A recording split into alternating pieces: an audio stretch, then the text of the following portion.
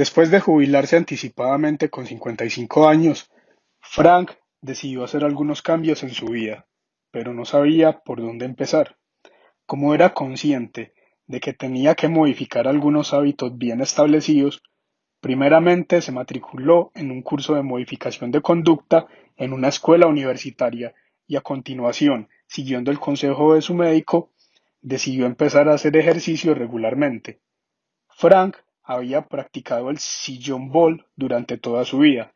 Por lo general, solía volver del trabajo, abrir una lata de cerveza y sentarse delante del televisor. Cuando empezó el programa de ejercicio, prometió a su mujer que iba a correr medio kilómetro todos los días, pero tras un par de intentos fallidos, volvió a la rutina el sofá. Quizá había creído que conseguiría demasiado en muy poco tiempo, así que tomó la decisión de intentar un procedimiento denominado moldeado, que había estudiado en el curso de modificación de conducta. A continuación, presentamos las tres fases que resumen el procedimiento.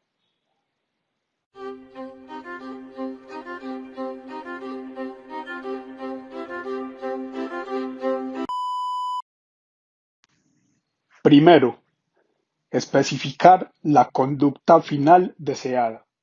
El objetivo de Frank era correr medio kilómetro al día. Sin embargo, inicialmente, para un sedentario crónico, esto es demasiado. Segundo, identificar una respuesta que pueda servir de punto de partida para la consecución de la conducta final deseada. Frank decidió que como mínimo todos los días se calzaría las zapatillas de deporte y daría una vuelta a la casa caminando aproximadamente 30 metros. Aunque le faltaba mucho para llegar a los 500 metros diarios, al menos estaba empezando. Tercero, reforzar la respuesta elegida como un punto de partida para, posteriormente, ir realizando aproximaciones sucesivas hasta llegar a la respuesta final deseada. Frank decidió que tomarse una cerveza iba a ser el reforzador. Explicó el plan a su mujer y le pidió que le recordara que, antes de tomarse la cerveza, tenía que haber terminado de hacer ejercicio. Tras haber logrado este primer objetivo durante varias tardes consecutivas, duplicó el requisito para tener que dar 2 vueltas a la casa, aproximadamente 60 metros. Pocos días después, aumentó la distancia a 4 vueltas, unos 120 metros, y 6 vueltas, unos 180 metros, y así sucesivamente hasta que la distancia recorrida era aproximadamente 500 metros, que posteriormente llegó a correr. Mediante el refuerzo sucesivo de las aproximaciones al objetivo, llegó a un punto en que Frank corría medio kilómetro diariamente. En capítulos anteriores se ha descrito cómo el entrenamiento de la discriminación del estímulo y el desvanecimiento podrían emplearse para establecer un control adecuado de los estímulos sobre la conducta, siempre que ésta se produzca al menos una vez. Pero, ¿qué se puede hacer cuando ésta no aparece? Ya que la conducta tiene una posibilidad nula de aparición, no es posible incrementar su frecuencia esperando que suceda entonces para reforzarla. Es entonces cuando se aplica el procedimiento denominado moldeado, que ayuda a establecer comportamientos que la persona nunca realiza. Para esto, los profesionales comienzan reforzando una respuesta que aparece con una frecuencia superior a 0 y que se parece, al menos vagamente, a la respuesta final deseada. Retomemos el ejemplo de Frank. Inicialmente, Frank recibía el refuerzo por dar una vuelta alrededor de su casa, porque esa conducta sucedía ocasionalmente y era en parte similar al comportamiento de correr 500 metros.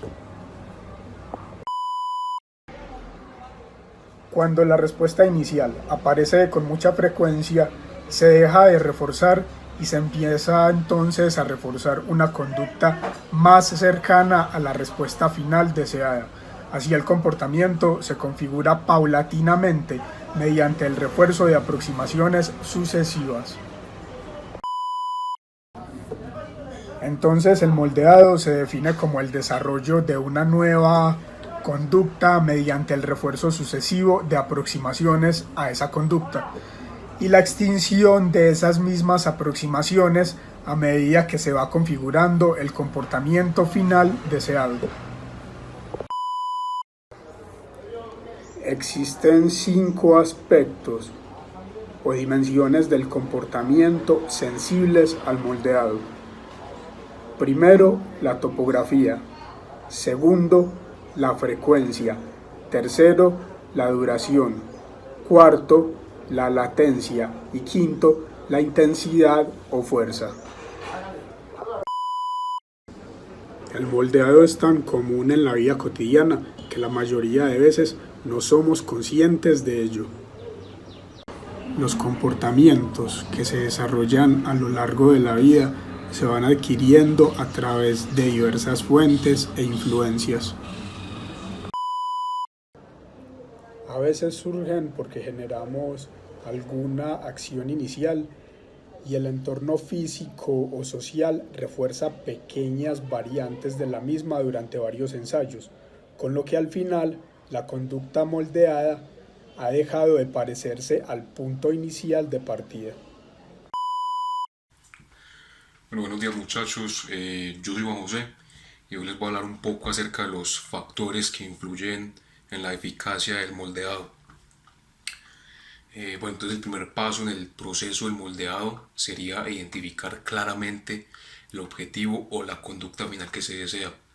Como mencionamos anteriormente con el caso de Frank, la conducta final era correr diariamente medio kilómetro y con un objetivo tan específico es difícil que el mismo Frank o su esposa hubieran generado expectativas diferentes respecto a cuál debería de ser el rendimiento por alcanzar. Entonces, dicho esto, si hay distintas personas implicadas en el proceso y cada cual espera diferentes logros, o mucho peor, si no se mantienen los mismos objetivos a lo largo de las sesiones, es muy probable que no se logren los avances esperados. Entonces debemos explicitar la conducta final, de tal manera que todas las características anteriormente mencionadas, la topografía, la cantidad, la latencia, la intensidad, queden totalmente identificadas. Y pues además habría que detallar las condiciones necesarias para que la conducta se produzca o no se produzca y cualquier otra directriz que se considere pertinente para lograr su estabilidad. Como segundo factor, tendríamos entonces el elegir un comportamiento como punto de partida. Puesto que la conducta final deseada no se produce inicialmente y puesto que hay que reforzar algún comportamiento que se le vaya aproximando, es necesario establecer un punto de partida.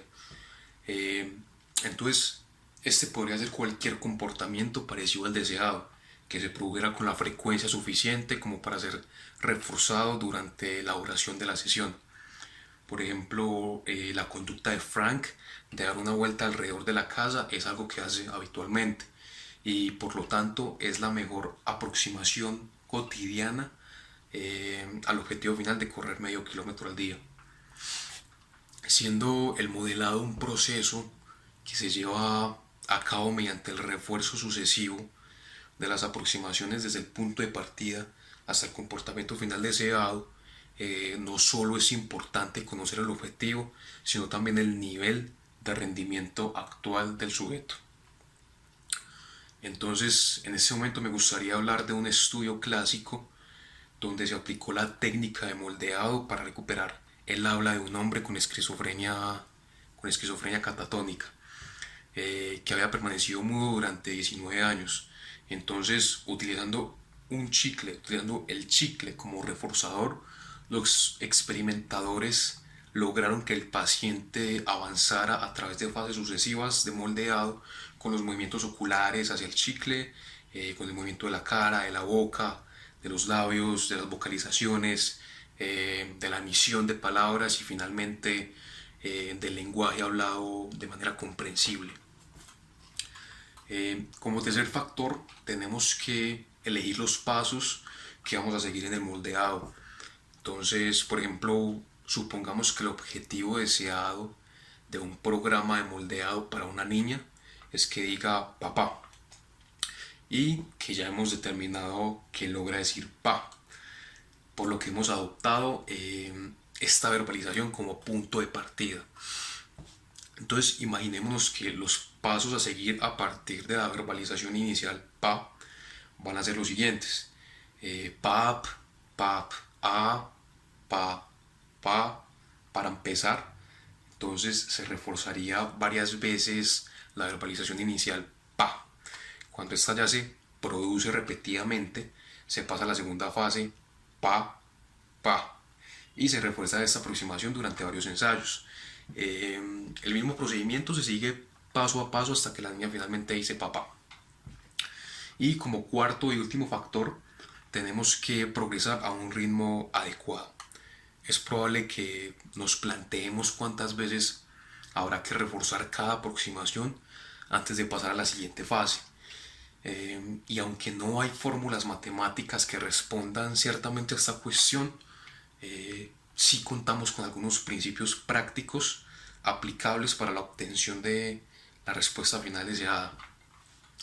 En un primer punto, tenemos que reforzar una aproximación varias veces antes de pasar a la siguiente fase. Es decir, debemos reforzar lo suficiente cada una de las fases hasta que estén bien establecidas. Si avanzamos antes de esto, podríamos perder la aproximación anterior. Pero también tenemos que evitar reforzar demasiadas veces, ya que si reforzamos repetidamente determinado comportamiento, este se puede fortalecer tanto que haga menos probable la aparición de comportamientos más avanzados. Y el tercero, si se pierde una conducta por haber avanzado muy rápido o haber establecido un cambio demasiado grande, deberíamos volver a la fase anterior para que podamos retomar la conducta mediante una aproximación previa. Y bueno, para culminar, me parece bastante pertinente aclarar que debemos estar preparados para hacer cambios sobre la marcha velocidad del procedimiento, ya sea acelerándola o ralentizándola, e incluso hasta volver atrás si fuese necesario. Eso sería todo por mi parte. Muchísimas gracias. Errores en la práctica del moldeado. Uno de los errores más frecuentes de esta técnica es que es llevada a cabo por personas que no cuentan con el conocimiento previo al tema. Si bien es cierto, esta debe ser acompañada por personas profesionales y altamente capacitadas. Uno de los ejemplos que traerá a colación es el de un bebé que, a pesar de manejar buenas conductas, de tener buenas conductas, no recibe la atención requerida por parte de sus padres. Un día cualquiera, el niño accidentalmente cae en la cama sin recibir ningún tipo de lesión. Los papás, al ver esto, automáticamente le dan una atención excesiva al niño, a mirar a ver qué le pasó o qué le sucedió. Al niño recibir este reforzamiento inicial de los padres, va a tratar de replicar en el futuro este tipo de conductas para atraer nuevamente la atención de sus padres. Claro está que entre los padres más y más le refuerzan este tipo de conductas, estas van a incrementar. Los padres, al ver que el niño no recibe ningún tipo de lesión, pueden iniciar un programa de extinción. Si bien es cierto, en este programa de extinción, muy probablemente, no todas las veces, puede pasar que la conducta incremente hasta el punto de que el niño llegue a golpearse más fuerte y provocarse una lesión.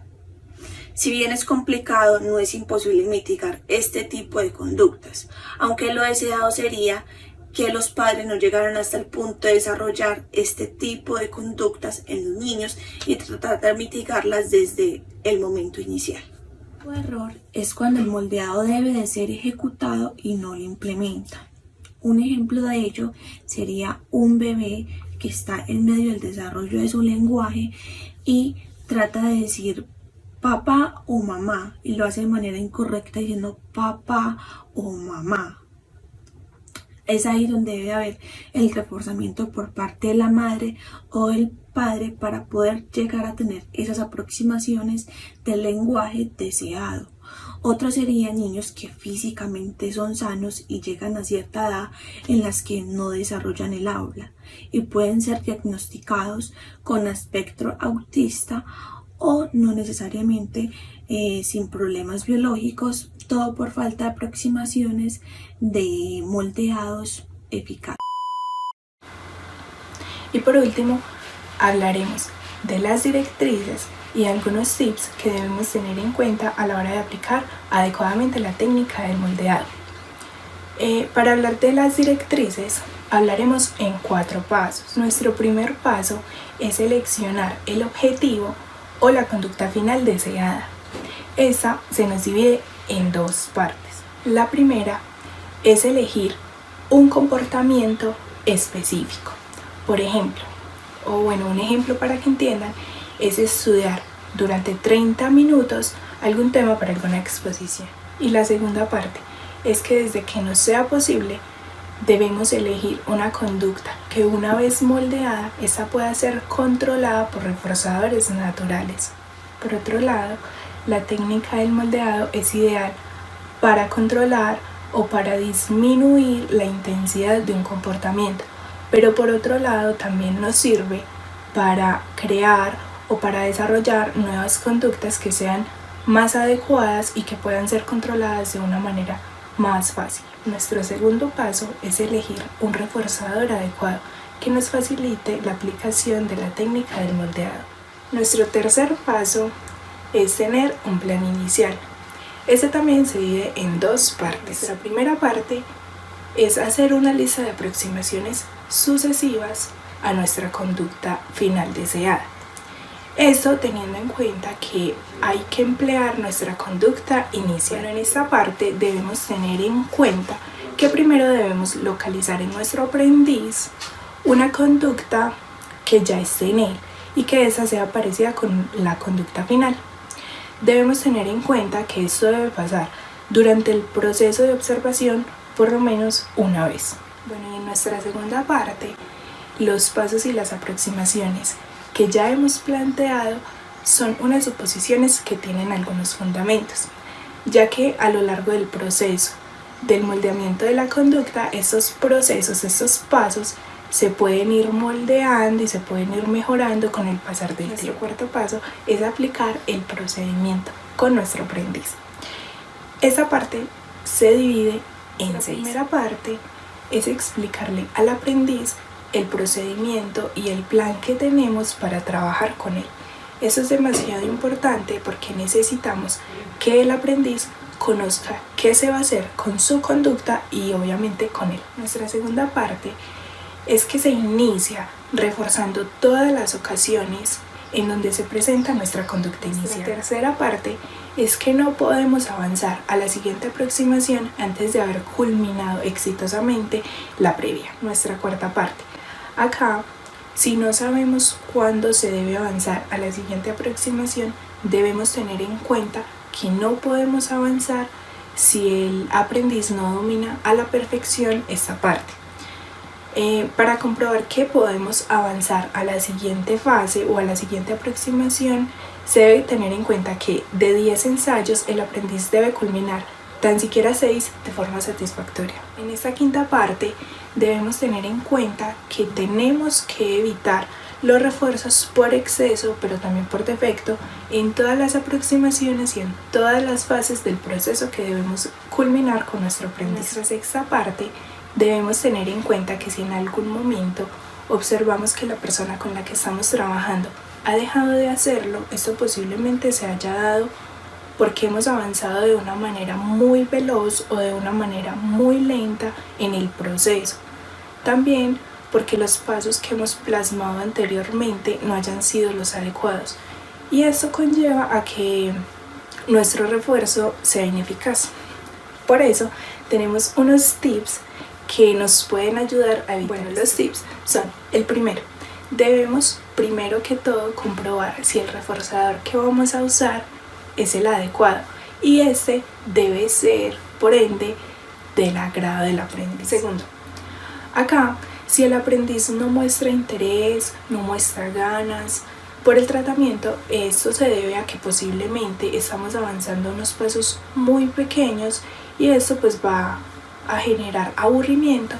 Entonces, algo aconsejable es que avancemos un poco más rápido, pero no demasiado. Bueno, y nuestro tercer y último tip es que si vemos que nuestro aprendiz está distraído, está aburrido, si no muestra nada, absolutamente nada de interés y ganas, esto se debe posiblemente a que estemos avanzando demasiado rápido en el proceso. Entonces, algo que nos ayudaría sería disminuir la velocidad con la que estamos aplicando el proceso. Y ya si se presentan muchas más dificultades, debemos parar y revisar nuestro plan para ver en qué se está generando estancamiento, y eso con la intención de solucionar para que nuestro aprendiz esté a gusto totalmente durante el proceso.